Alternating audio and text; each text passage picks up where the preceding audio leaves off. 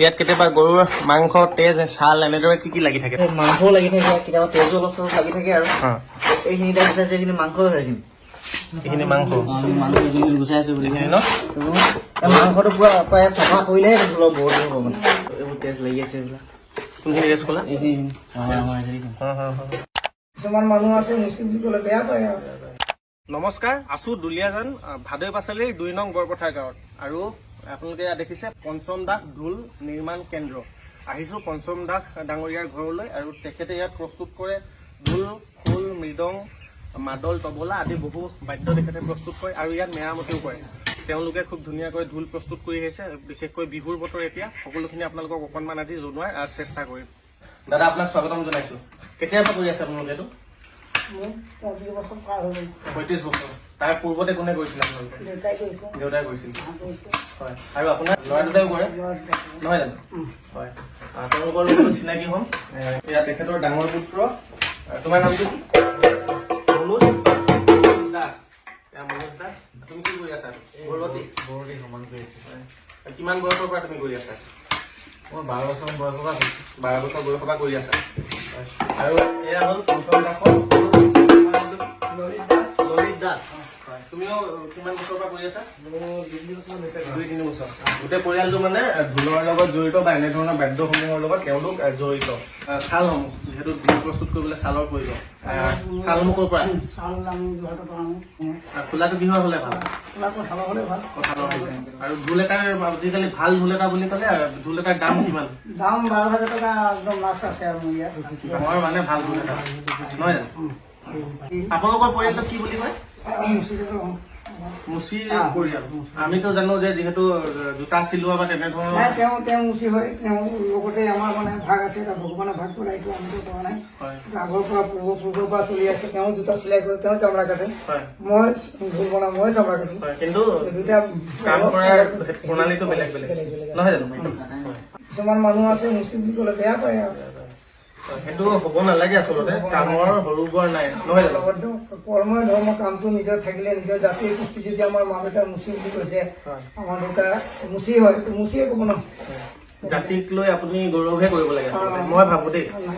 নহয় জানো? কোনোবাই বেয়া পালেও লাভ নাই, আমি কাকো বেয়াও নাপাওঁ, ভালো নাপাওঁ, সমান দেখি পাওঁ। চাফা কৰিম ছালখন। ছাল নহয়, নতুন আহিছে মানে এতিয়া। নতুন। আৰু তুমি যিহেতু গৰু ছালেদি সকলো বস্তু বনাই নহয় জানো? ইয়াত কেতিয়াবা গৰুৰ মাংস, তেজ, ছাল এনেদৰে কি লাগি থাকে? মাংসও লাগি থাকে, কেতিয়াবা তেজো অলপ চলপ লাগি থাকে আৰু এইখিনি টাইপ গুচাইছে, এইখিনি মাংস হয়। এইখিনি মাংস গুচাই আছো বুলি ন, মাংসটো পুৰা প্ৰায় চাফা কৰিলেহে অলপ বহুত হ'ব মানে। মাংস চাংস এতিয়া কাটি পিনি লগাই দিব নোৱাৰো মানে। চাফা কৰি পিনে লগাব পাৰিম। সেইটো তোমাৰ ঘিণ কৰি লাভ নাই। তুমিতো হিন্দু মানুহ, কিন্তু এতিয়া হিন্দু মানুহ হৈও তুমি ধৰা গৰু মাংস বুলি ঘিণ কৰিলে নহ'ব ন? এইবোৰ তেজ লাগি আছে এইবিলাক। কোনখিনি তেজ ক'লা? আৰু আজি পঞ্চম দাস দাদাৰ ঘৰলৈ আহি এটা কথা শিকিলোঁ যে মুচি সম্প্ৰদায়ৰ যিসকল লোকে ঢোল প্ৰস্তুত কৰে, খোল প্ৰস্তুত কৰে, তেনেধৰণৰ যি বাদ্যযন্ত্ৰ প্ৰস্তুত কৰে, তেওঁলোকে যি খোল বা তেনেধৰণৰ যিসমূহ বাদ্যত ঘোণ দিবলগীয়া হয় আৰু সেই ঘোণসমূহ কেৱল তেওঁলোকৰ মহিলাসকলেহে দিব পাৰে। পুৰুষসকলে সেয়া নিদিয়ে, কেৱল মহিলাসকলেহে দিব পাৰে বা জানে। পুৰুষসকলে নাজানে বা দিব নোৱাৰে। তেনেধৰণৰ কিছু কথা আছে, অকণমান জনাৰ চেষ্টা কৰিম। এয়া দেখিছে বৌয়ে খুব ধুনীয়াকৈ ঘোণ দি আছে ন বৌ? এইটো ঘোণ বুলি কয়। কিমান সময় লাগে এইটো দিওঁতে? হয়, আৰু ঘোণ দিওঁতে যে কলা কলাখিনি দেখিছো, কি হয় এইখিনি? আপুনি হাতত এইটো ভৰাই থকাটো কি হয়? এইটো শিলগুটি হয় আকৌ। শিলগুটি হয়। তাৰপিছত এইটো লোহাৰ চব পাথৰ হয় আকৌ, ঘোণ দিব লগা হয় যে ইয়াত আঠা দি লগাওঁগে। হয়, আৰু কি কি আঠা দি? এইটো বৰা আখৈ। বৰা আখৈ মানে বৰা ভাত বুলি ক'ব পাৰি? নহয়, এইটো আখৈ বুলিয়ে কয়। ধান যে ধান আখৈ শুকাই লওঁ যে, কাপোৰত লৈ পেলাই এনেকৈ লেখা উলিয়াওঁ। বাতিটোতো ৰখাখিনি ন? এইটো ভাত হয়, এইটো ঘোণ ভাঙিব লাগে আকৌ। এইটো ভাত আৰু বৰা আখৈ এনেকৈ মিক্স কৰি আঠাটো দিওঁ নহয় জানো?